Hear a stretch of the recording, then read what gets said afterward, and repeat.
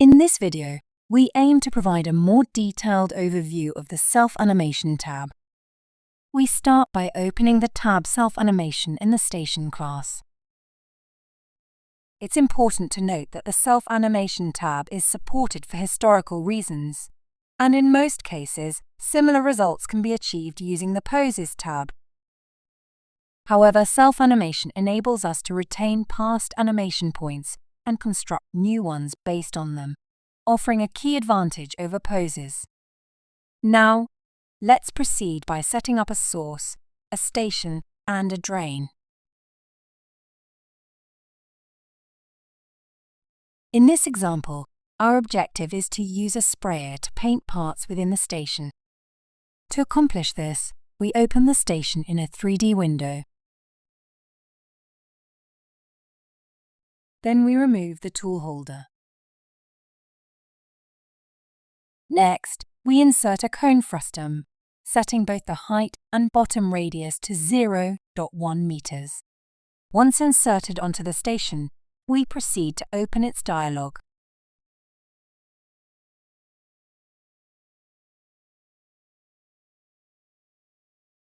Here, we set the z-coordinate to 2 meters and then rotate the cone along the y-axis by 180 degrees.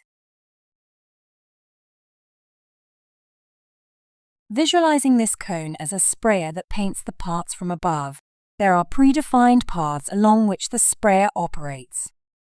Our objective is to enable the sprayer to move along these paths. To initiate this process, we right-click on the sprayer, select Make Animatable Object, and in the ensuing dialog, name it Sprayer before clicking OK.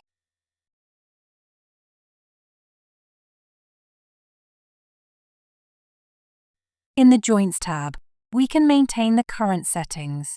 Since we are interested in self-animations, they are not used anyway, and proceed to the Self-Animation tab.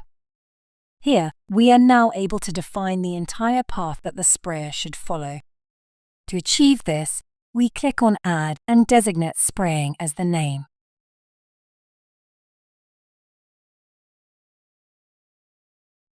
Following that, we click on Edit.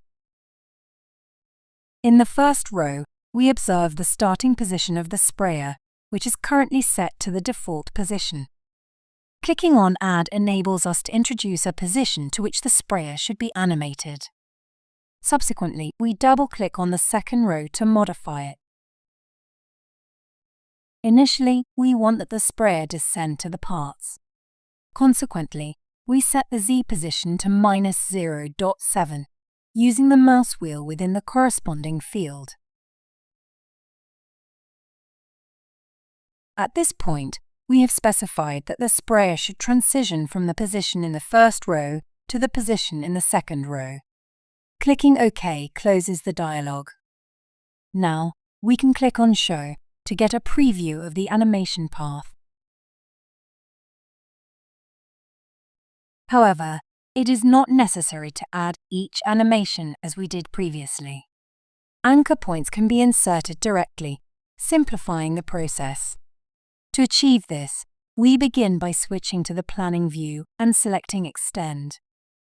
This allows us to define the anchor points, and in this case, we'll set 4 of them.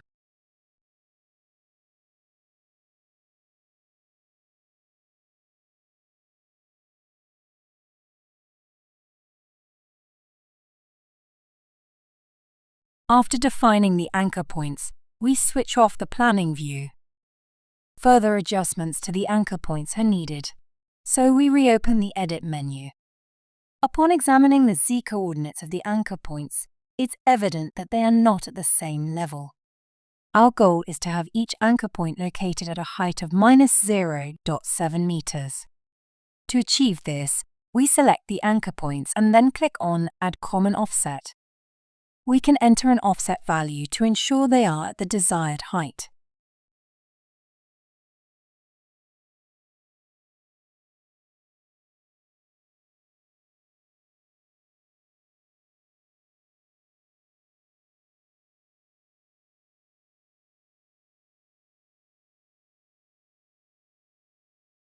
Once the offsets are set, we click on Apply to apply the changes. Next, we adjust the X and Y coordinates of the anchor points by setting them to half of their current values.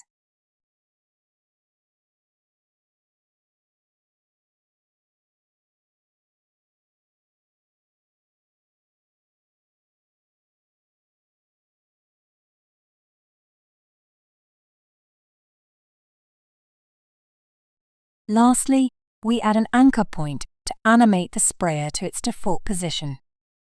Additionally, we reopen the second row and activate the velocity checkbox on the right side. We can also add an anchor point to animate the sprayer to its default position.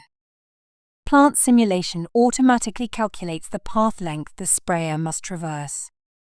We then specify the time it takes for the sprayer to cover this distance, setting it to 2 seconds before closing the dialog. We repeat this step for each animation.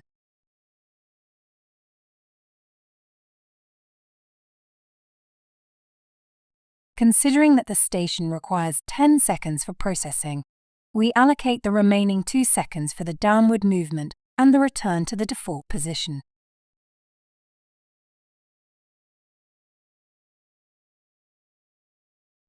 A drawback of using self-animations is that they can't remember the position of the last animation, requiring the user to provide this information.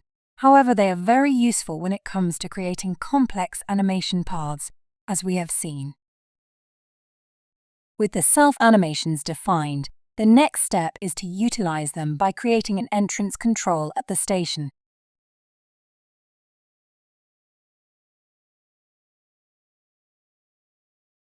After a part enters the station, we want that the self-animation spraying is executed.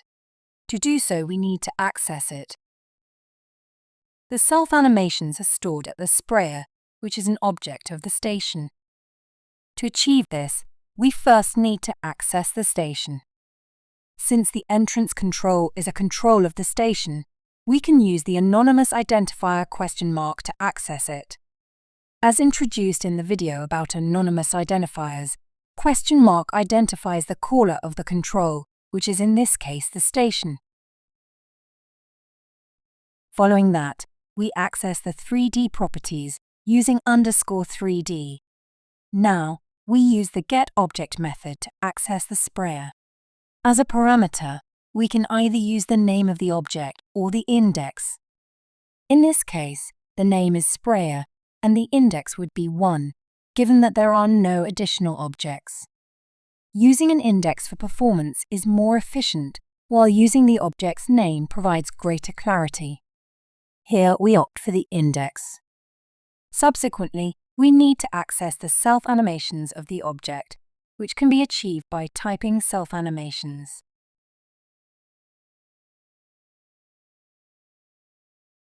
Finally, we use the name of the animation, followed by the play method.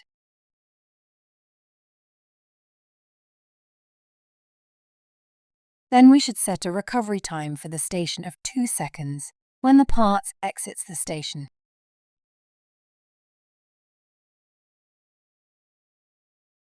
If we now start the simulation, we will see that the sprayer moves along the animation and paints the part.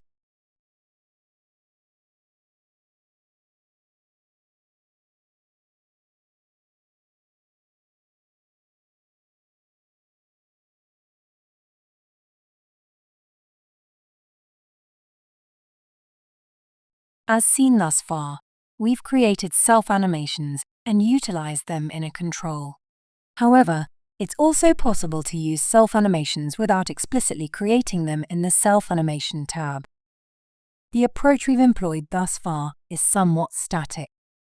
The following approach is more dynamic. To illustrate this, we insert a fence behind the station and create an open space for the station to maneuver within.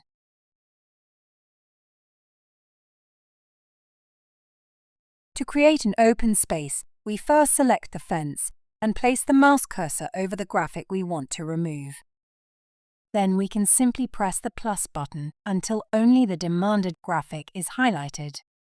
By pressing the plus button, we basically traverse the graphic structure. Afterwards, we can simply delete the graphic by pressing the Delete key. Our current objective is to instruct the station to execute the painting within the area where the fence is located. To achieve this, we revisit the entrance control and add a line of code at the beginning, before the other lines.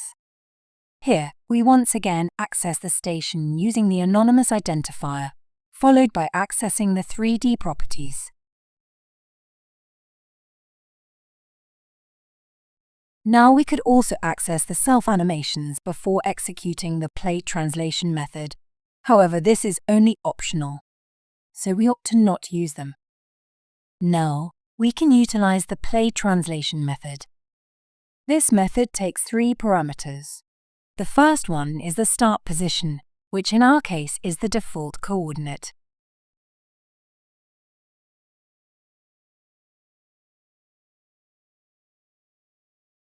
The second parameter is the target coordinate, and we set the y-coordinate to 3.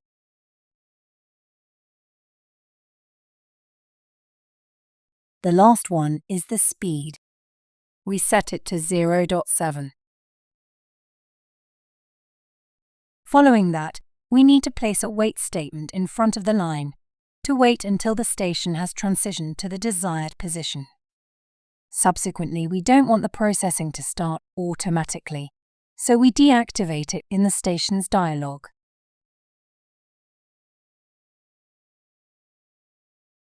Then we can start the processing in the entrance control once the station has finished its movement into the fence. Following that, we save our changes. After the processing is finished, we want the station to move to its default position. To do so, we create an exit control where we can copy and paste the code from the entrance control.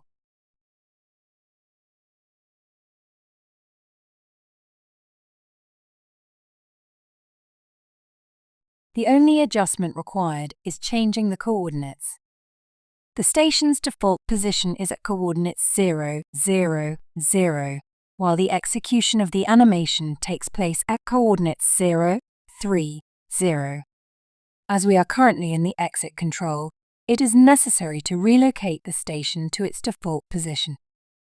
Consequently, we modify the coordinates from the entrance control.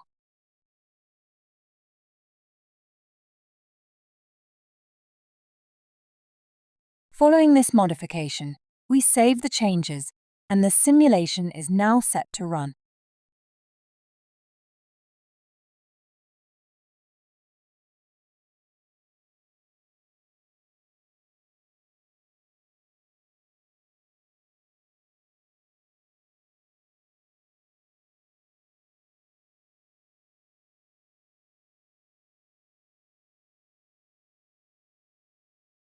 As demonstrated, the simulation runs smoothly. Please note that alongside the play translation method, there is also the play rotation method, which can be employed to rotate an object. To showcase this, we want to rotate the part while it is being painted. However, as the part itself lacks self-animations, we need to create an animatable object on which the part can be animated. To achieve this, we reopen the station in a 3D window and add a cone frustum, positioning it onto the station.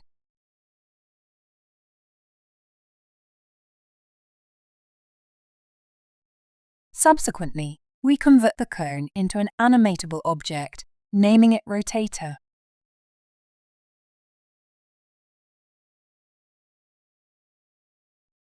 The joint settings can be left unchanged as we switch to the MU Animation tab.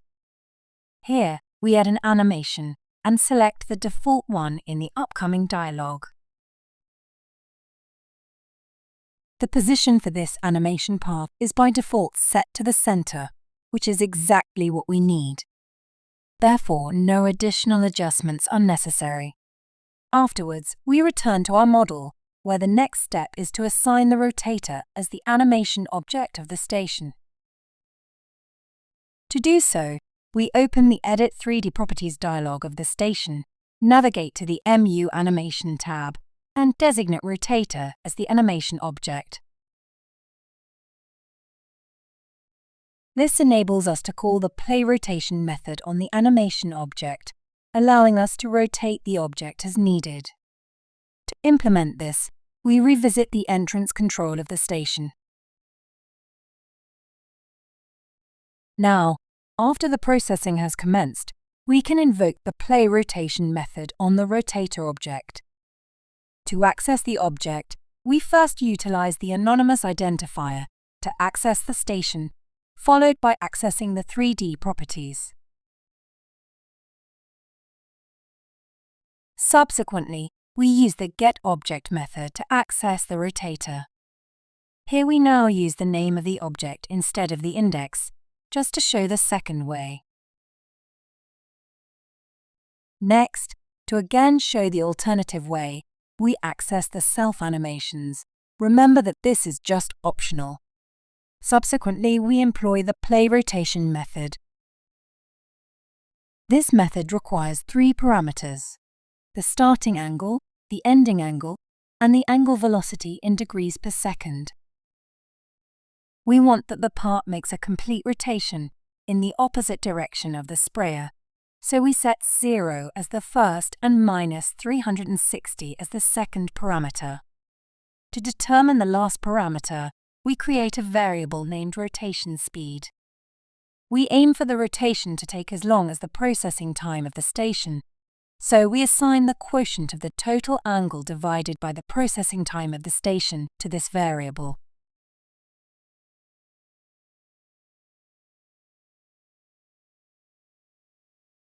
Finally, we use this variable as the third parameter of the play rotation method. With these modifications saved, we are ready to run the simulation.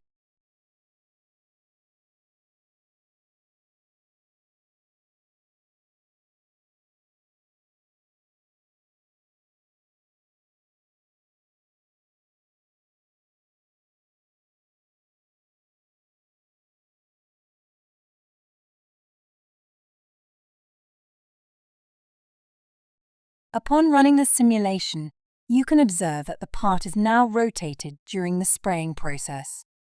This concludes the video on self-animations.